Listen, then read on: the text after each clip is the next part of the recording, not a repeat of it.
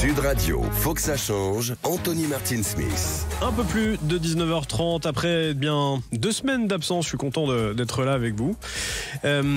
Avec vous, Mathéo Lamblot, vous êtes aussi de retour. Je suis là. Sur Comment pied. allez-vous? Très bien, merci beaucoup. Je suis très content de vous revoir. Apparemment, vous avez changé de couleur de cheveux aussi pour un mauvais pari. Non, ça, vous voulez nous raconter peut-être? Non, je raconterai pas, mais effectivement, j'ai changé de couleur. Donc moi, je vais cheveux. raconter pour vous. Vous êtes passé du brun au blond pour un mauvais pari. C'était quoi le pari? J'avais parié sur Roland Garros. Voilà, j'avais dit que la Française perdrait en quart de finale. Elle avait perdu en demi-finale. Bon, perdu un match trop tard pour mes cheveux. Ouais, vous avez loupé une occasion de vous taire. À vos côtés, Alice Mouchel, bonsoir à vous. Bonsoir. Vous êtes stagiaire dans l'équipe et on est ravis de pouvoir vous compter autour de la table pour venir faire un peu de radio avec nous. Julien, notre réalisateur chouchou, comment ça va? Bonsoir messieurs, dames, comment allez-vous? Bah écoute, nous ça va, on a la forme et on est content de t'avoir à la réalisation. Partagez. Et puis Luc Bouet-Lahorgue. Bonsoir. Bonsoir Anthony. Bonsoir. Notre ami du web qui, chaque semaine, vous découpe les meilleurs moments de l'émission que vous pouvez retrouver. Et ce soir, puisqu'on est sur un thème un peu particulier, on lui a proposé de venir, venir autour de la table pour parler jeux vidéo. Merci Julien qui anticipe ce que j'allais dire. Les jeux vidéo, est-ce accessible pour les personnes en situation de handicap? Est-ce que c'est aussi une solution d'inclusivité sociale? C'est ce dont on va essayer de déterminer ensemble. Mais pour l'instant, on va commencer quelque chose qui me fait plaisir parce que ça fait quelques semaines qu'on n'a pas pu le faire. Mathéo Lamblot. Les changements à la une avec vous et Alice Mouchel.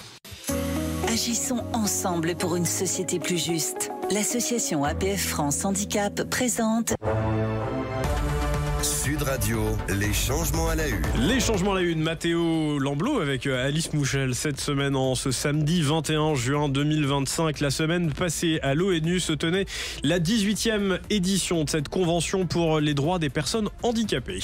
Pendant 3 jours, les délégations du monde entier se sont réunies pour évaluer les progrès, mais aussi les retards sur des questions de handicap. Au cœur des échanges cette année, l'inclusion numérique, l'accès à la justice ou encore le rôle des personnes handicapées dans la prise de décision publique. Le secrétaire général de l'ONU, Antonio Guterres, a rappelé qu'1 milliard de personnes vivent aujourd'hui avec un handicap et qu'il est urgent que leurs droits ne soient plus l'exception, mais la règle. Deuxième temps fort, Alice Mouchel, de la semaine, le mois parisien du handicap avec une dizaine d'animations organisées. Oui Anthony, jusqu'au 5 juillet sont mis en valeur la création des artistes en situation de handicap, affirmant la culture comme un droit pour tous. Ce mois de juin sera donc l'occasion de célébrer la culture à travers des expositions, des représentations et des rencontres accessibles à toutes et à tous. Parmi les temps forts annoncés, ne manquez pas du 25 juin au 4 juillet le festival Futur Composé qui rassemblera des contributions artistiques variées au Grand Contrôle dans le 12e arrondissement. Enfin, un bal clôturera ce mois parisien du handicap le samedi 5 juillet au bassin de la Villette, un moment de joie et de fraternité où la danse et la musique rassembleront les Parisiens autour d'une même cause. Merci Alice Mouchel et Mathéo Lamblot pour terminer ces changements à la une. Vous nous racontez une belle histoire de vie avec celle de Tiffany Huot-Marchand. Ancienne championne de France de patinage de vitesse, elle devient tétraplégique après une chute en compétition en 2022. Les médecins lui disent qu'elle ne remarchera plus jamais, mais Tiffany ne baisse pas les bras. Grâce à une détermination incroyable et une longue phase de rééducation, elle réussit à marcher à nouveau, puis à courir. Elle participe même au marathon pour tous lors des Jeux de Paris 2024. Et aujourd'hui, elle s'est lancée dans le paracyclisme. Elle a déjà participé à sa première compétition internationale, c'était en Italie le mois dernier, puis au championnat de France le week-end dernier. Et son objectif est de participer aux Jeux paralympiques de Los Angeles en 2028. Et si vous voulez retrouver son histoire, elle est racontée dans son livre « Avec toute mon âme », publié aux éditions En Exergue. Histoire fascinante. Les changements à la une avec Mathéo Lamblot et Alice Mouchel. Sud Radio, les changements à la une. Les changements à la une à retrouver chaque semaine ici dans Sud Radio. Faut que ça change. Mes invités aujourd'hui pour parler de l'accessibilité des jeux vidéo et puis l'accessibilité aux jeux vidéo pour les personnes en situation de handicap sont David Combarieux. Vous êtes fondateur de l'association Handy Gamer. Bonsoir à vous. Bonsoir. Vous allez nous expliquer pourquoi vous avez créé cette association. À vos côtés aussi par téléphone, nous avons Stéphane Laurent. Vous êtes chef de projet testing pour les jeux vidéo à l'association Cape Game, il n'y a pas de S. Bonsoir à vous. Bonsoir. Et puis, je vais commencer avec vous, Luc Bouet-Lahorgue, pour déjà revenir sur qu'est-ce que les jeux vidéo accessibles, mais qu'est-ce que aussi rendre l'accès à ces jeux vidéo aux personnes en situation de handicap, si vous voulez bien nous faire le point, Luc. Bien sûr, et pour ça on va parler du coup des constructeurs et un petit peu du marché des jeux vidéo. Pour commencer, 21%. C'est la part des joueurs américains qui déclarent avoir un handicap, selon le rapport 2025 de l'ESA, l'association américaine des logiciels de divertissement. Avec 205 millions d'adeptes de manettes, les États-Unis sont le deuxième plus grand marché du monde en nombre de joueurs. Mais pendant longtemps, les personnes en situation de handicap n'avaient pas accès aux multiples univers de jeux à portée de canapé. Heureusement, il fallait que ça change, et les grandes marques du secteur ont joué un rôle clé dans l'accès aux jeux vidéo pour tous. Le pionnier en la matière, Microsoft. La firme américaine, dès 2018, propose une manette adaptative conçue avec des partenaires et des retours d'expérience de personnes en situation de handicap. Sony emboîte le pas de Microsoft en 2023 avec le PlayStation Access Controller, avec la même ambition que son concurrent, rendre le jeu possible pour tous, quelle que soit leur capacité physique. Nintendo, lui, est à la traîne. Un Flex Controller existe, mais il est conçu par l'entreprise Ori. La firme japonaise n'a jamais développé sa propre manette pour permettre aux personnes en situation de handicap de profiter pleinement de son catalogue. C'est fou ça. Est-ce que l'intelligence artificielle pourrait changer les choses ? Eh bien, dans cette avancée vers l'accessibilité, c'est un acteur discret mais prometteur. L'intelligence artificielle peut aujourd'hui reconnaître les mouvements du visage, simplifier les commandes, générer des aides contextuelles ou même créer des scripts de jeu personnalisés. Ces derniers permettent de modifier le comportement des personnages non joueurs, d'adapter automatiquement la difficulté du jeu ou encore de générer des dialogues dynamiques selon le profil de chacun. Quelles autres solutions proposent les concepteurs de consoles de jeux vidéo ? Microsoft, Nintendo, Sony, tous se sont accordés et ont mis en place des paramètres précis qui peuvent s'adapter à chaque type de handicap. Conversion de la parole en texte, audio-description, commande vocale, narrateur pour aider à naviguer sur les menus de la console, sous-titres. Les constructeurs ont poussé tous les curseurs au maximum parce que le jeu vidéo, c'est avant tout le divertissement pour tous. Et pour terminer, Anthony, il faut souligner que le prix des manettes spécifiques pensées pour l'accessibilité chez Xbox comme chez PlayStation coûte 90 €. C'est un tout petit peu plus cher que les manettes classiques qui coûtent entre 75 et 75 €. Comment ça se fait ? Eh bien, tout simplement parce que les manettes pour l'accessibilité sont pensées avec une personnalisation poussée à l'extrême. La manette peut être entièrement personnalisable pour s'adapter à chaque type de handicap au millimètre près. Ça pourrait expliquer la légère différence d'une quinzaine d'euros. Mais voilà. Ça va, ça n'a pas l'air d'être exorbitant non plus. Non, 90 €, c'est le prix d'un jeu vidéo dans le marché qu'on connaît. Donc honnêtement, c'est un prix qu'on a l'habitude de voir dans ce marché, donc ce n'est pas très choquant. Luc Boué-Lahorgue, merci beaucoup. Vous restez un petit peu avec nous. On va aussi accueillir notre troisième invité que je n'ai pas présenté, Anthony, alias Sans les mains. Bonsoir à vous. Bien, le bonsoir à tous. Vous êtes, vous, streamer sur l'activité de jeux vidéo. Vous avez une chaîne Twitch. J'ai envie de commencer avec vous parce que vous êtes vous-même en situation de handicap, vous êtes tétraplégique. Et c'est vrai que dans ce que racontait Luc, on peut se dire les jeux vidéo, a priori, ça peut permettre quand même pas mal de choses. Ça peut éveiller certains esprits si les jeux vidéo sont quand même bien pensés. Pas toujours, il y a aussi quelques dérives et c'est vrai que les médias reviennent souvent dans les dérives. Mais pour une personne en situation de handicap, c'est aussi une manière de s'évader, d'avoir une activité sociale, certes peut-être virtuelle, mais a priori, ça vous a plutôt réussi, Anthony. C'est sûr que ça apporte quelque chose au niveau social. Je suis un ancien, on va dire, même un grand sportif, même en fauteuil, mais avec ma blessure au coude, j'ai dû stopper un peu tout ça. Et de mon métier, en fait, je suis ingénieur en motorisation, ce qui m'a permis en fait de mettre mon setup en place tout seul et la programmation ainsi que toute l'implantation du système. Et c'est sûr qu'après, au niveau stimulation, dans mon cas avec mon handicap moteur, ce qui est bénéfique aussi, et ça on n'y voit pas assez, on n'en parle pas, c'est que ça a des vertus rééducatives à moindre échelle, mais au niveau de la respiration, vu que moi j'utilise un appareil au souffle, le fait d'inspirer et d'expirer régulièrement, ça aide à la ventilation, à, on va dire, décrasser les poumons.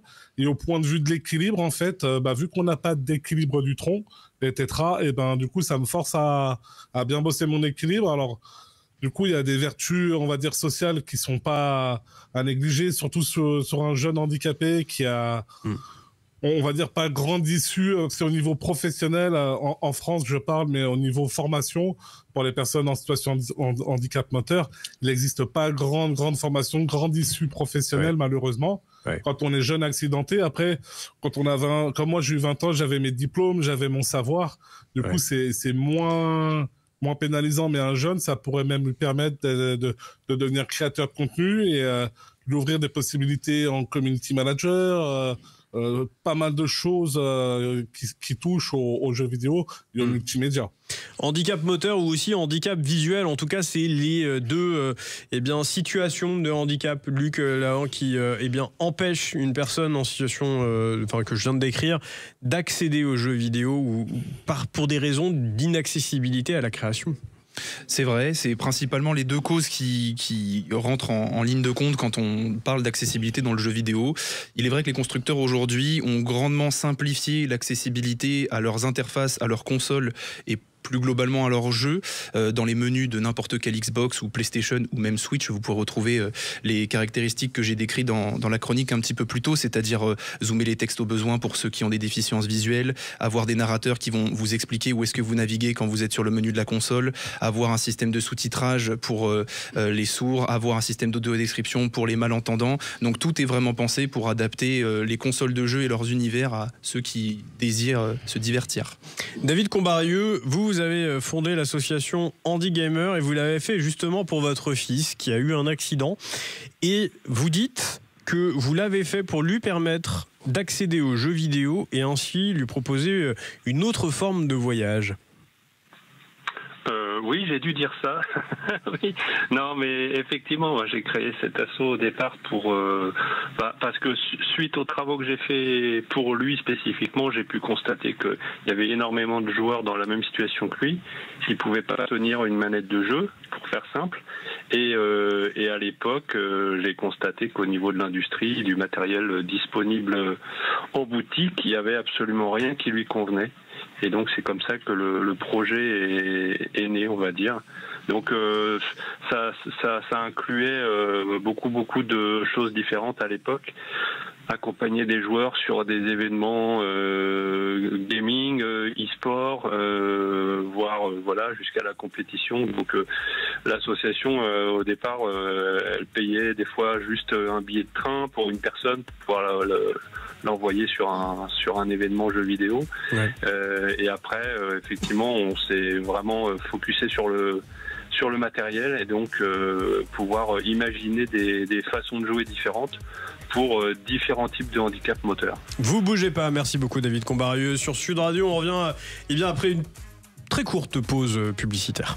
Sud Radio, faut que ça change. Anthony Martin-Smith. De retour sur Sud Radio avec mes invités autour de la table. On parle jeux vidéo ce soir, accessibilité des jeux vidéo, mais aussi accès aux jeux vidéo. Et d'ailleurs Damien Combarieux, qui est un de mes invités fondateurs de l'association Handy Gamer, qui a rendu les jeux vidéo accessibles pour son enfant en situation de handicap suite à un accident, est avec nous. On a également Anthony alias Sans les Mains. Vous êtes streamer, vous avez une chaîne Twitch et vous streamez sur les jeux vidéo. On a également Stéphane Laurent de l'association Cap Game. Et justement, Stéphane, comment vous accompagnez les personnes en situation de handicap qui ont envie de jouer aux jeux vidéo? On le disait juste avant la publicité avec Luc Boué-Lahorgue. Les personnes les plus empêchées pour accéder aux jeux vidéo sont évidemment celles qui ont un handicap moteur ou un handicap visuel. Eh bien, en effet, Cap Game, c'est une association qui existe depuis 2013 et en fait, dès le départ, le but était d'accompagner le joueur. Alors, on en parlait justement au niveau moteur, c'était sur l'information sur le matériel. Il y a plein de façons de jouer aujourd'hui. Effectivement, on souffle comme on joue sans les mains, mais avec les yeux, avec la voix, il y a plein de façons de jouer autrement. Que les joueurs ne connaissaient pas. Donc, il fallait leur donner l'information comme quoi ça existait. Ouais. Et la deuxième question à laquelle on essaie de répondre dans l'association, c'est à quoi jouer, comment choisir ses jeux, vu qu'il y a peu d'informations sur les boîtes, les vendeurs sont pas formés pour informer là-dessus. Donc on a créé des groupes de testeurs on va prendre les jeux du commerce, les évaluer suivant l'accessibilité à tous les profils. Luc Boué-Lahorgue, une question peut-être. Oui, bonjour. Du coup, je me posais la question parce que vous venez d'aborder justement l'étude de certains jeux en commerce. En faisant des recherches pour la chronique, justement, j'ai vu qu'Xbox dédiait une page sur leur site internet aux jeux qui sont accessibles parce que visiblement tous ne le sont pas. On a des Diablo dans la liste par exemple. Donc, est-ce qu'il y a un grand catalogue disponible de jeux qui se rendent accessibles ou ils sont encore peu nombreux ? Alors aujourd'hui, effectivement, ça dépend totalement du studio. Donc on le disait, les consoles ont des options internes, mais pas forcément dans les jeux. Aujourd'hui, nous, c'est pour ça qu'on répondait au travers de notre blog. On a 70 articles, je pense, de jeux qu'on va pouvoir classer en fonction des différents profils d'accessibilité. Mais aujourd'hui, effectivement, il y a peu d'informations. Il y a ça y est, j'ai perdu. Il y a une initiative qui a été faite avec Google, Microsoft et Ubisoft et d'autres acteurs pour justement mettre des indicateurs pour aider à retrouver les jeux, dont cette page permet de communiquer sur l'accessibilité des jeux. Donc concrètement aujourd'hui, je suis dans la situation par exemple de Anthony alias Sans les Mains, tétraplégique. Globalement, je peux m'adresser à votre asso pour essayer de savoir quelles sont les solutions qui me sont possibles, ou je peux retrouver aussi ces informations chez les éditeurs, c'est ça ? C'est ça. Alors sur les solutions matérielles, effectivement, vous allez retrouver des articles sur le site. Une communauté assez active qui discute justement des solutions de chacun. Et puis après, effectivement, on va donner de l'information sur le travail que peut faire David et d'autres, comme on dit Arcade, sur des solutions matérielles qu'on va pouvoir trouver en France. David Combarieux, vous, je le disais, vous êtes fondateur de cette association Handy Gamer que vous aviez montée suite à l'accident de votre fils pour lui permettre d'accéder aux jeux vidéo. Les solutions concrètes que vous avez imaginées, quelles sont-elles par exemple ? Alors ça a évolué parce que au début où j'ai commencé, il n'y avait aucune adaptation possible sur le marché. Il n'y avait pas les systèmes de Microsoft ou la dernière manette PS5 par exemple. Du coup, c'était du bricolage basé sur des vraies manettes pour les modifier et les rendre accessibles au cas par cas. Et depuis quelques années, en fait, je me suis mieux organisé. Maintenant, je travaille autour des solutions existantes. Donc, on va essayer d'imaginer des périphériques de jeux qui vont se connecter sur Xbox Controller et ces différents systèmes. En fait, ça facilite la personnalisation de chaque expérience de jeu. Donc, on a beaucoup plus de souplesse avec ces outils-là pour proposer des accessoires utiles à chaque personne. Mathéo Lamblot. Oui, je voulais savoir, il existe beaucoup de compétitions e-sport. Est-ce que ça existe également chez les personnes en situation de handicap Les e-parasports. Ouais, voilà. Est-ce que ça existe déjà ? Est-ce que c'est en développement ? Où on en est ? Anthony, peut-être, alias Sans les Mains. Ouais, c'est très bien, Anthony. Ouais. Bah, du coup, il existe un peu, mais pas tellement. Mais au bout du compte, de mon point de vue, je vais donner mon point de vue, parce que ça concerne que moi. C'est pas. Parce que c'est vous qu'on interroge. Ça serait pas.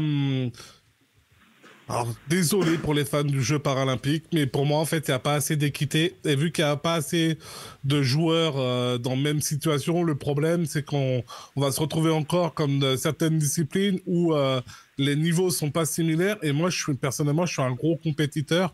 Et de savoir que, par exemple, mon système est plus abouti qu'un autre ou moins abouti, ça rend plus la compétition legit. Et c'est vrai qu'on voit en automobile, en course standard, tout est fait pour qu'il y ait de l'équité. Et nous, vu qu'on n'est pas assez nombreux à participer dans les mêmes cases, ça serait pas top. Est-ce qu'il y a aujourd'hui dans vos publics que vous accompagnez, Stéphane Laurent chez Cap Game, des personnes qui participent à des grandes compétitions ? Alors, effectivement, aujourd'hui, participer à une compétition, c'est à partir du principe où on remplit les conditions d'entrée. Donc, si on arrive à utiliser les contrôleurs autorisés, tout va bien. Donc, effectivement, on a des joueurs, je pense à Amelita dans la communauté, qui est joueuse de Street Fighter et qui fait les tournois classiques. Mais effectivement, on a du matériel. Pardon ? David Combarieux, oui. Non, je précisais que Milita est allée au Japon à l'EVO Tokyo. C'est ça. Ce qui n'est pas n'importe quoi comme tournoi e-sport international. Et dites-moi, c'est le grand tournoi, oui. messieurs, vous, est-ce que vous pouvez, par exemple, pour nos auditeurs qui nous écoutent, donner, alors on ne fait pas de publicité parce que vous allez en donner plusieurs, mais quels sont nativement les jeux vidéo qui sont vraiment réputés comme étant accessibles, par exemple pour les personnes déficientes visuelles ou qui auraient des troubles, je sais pas, même des troubles neuroatypiques. Peut-être qu'il y a aussi ce genre de situations de handicap qui sont comprises. Bien sûr. Le jeu, la meilleure note que j'ai jamais mise aujourd'hui, c'est la série des Last of Us, qui a fait un énorme travail d'accessibilité, qui est jouable sans voir l'écran, puisqu'ils ont fait tout un langage sonore qui permet de jouer. Il m'en faut au moins 2 autres, s'il vous plaît. Oui, bien sûr.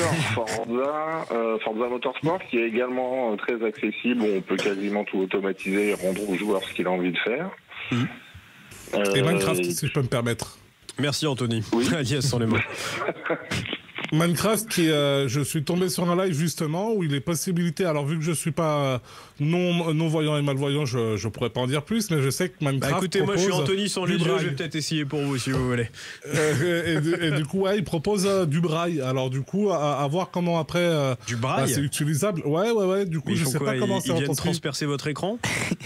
Non, mais justement, je sais pas comment ça se passe, mais il doit y avoir une solution pour retranscrire avec soit un clavier ou je sais pas comment ça se passe. Ouais. Du coup, mais voilà, en pâte tactile, par exemple, je sais pas, je connais vraiment pas ce domaine, mais je sais que par contre, ils font une solution en braille. C'est dommage parce qu'on avait notre chroniqueur Salim Mejneni qui est passionné de jeux vidéo, qui aurait dû être là et qui malheureusement a été empêché. Mais c'est très intéressant en tout cas. Anthony, alias sans les mains. Quelle est aujourd'hui, votre population qui regarde votre chaîne? Ce sont uniquement des personnes en situation de handicap qui, comme vous, ont envie de jouer, ou c'est n'importe qui?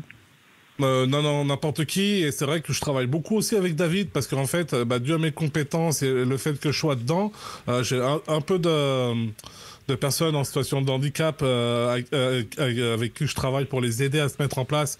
Et après, on finit le boulot avec David.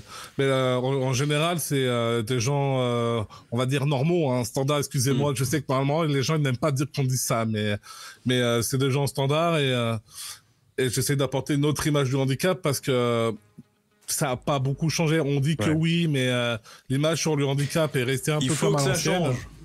Et malheureusement, c'est un peu... alors du coup, en passant du côté du handicap, parce que j'ai eu un accident... Je suis désolé, mais on arrive à la fin de l'émission, Anthony. Vraiment désolé. Mais en tout cas, merci pour votre participation, Anthony. Alias Sans les mains, on peut vous retrouver sur votre chaîne Twitch. David Combarieux, vous êtes fondateur de l'association Handy Gamer.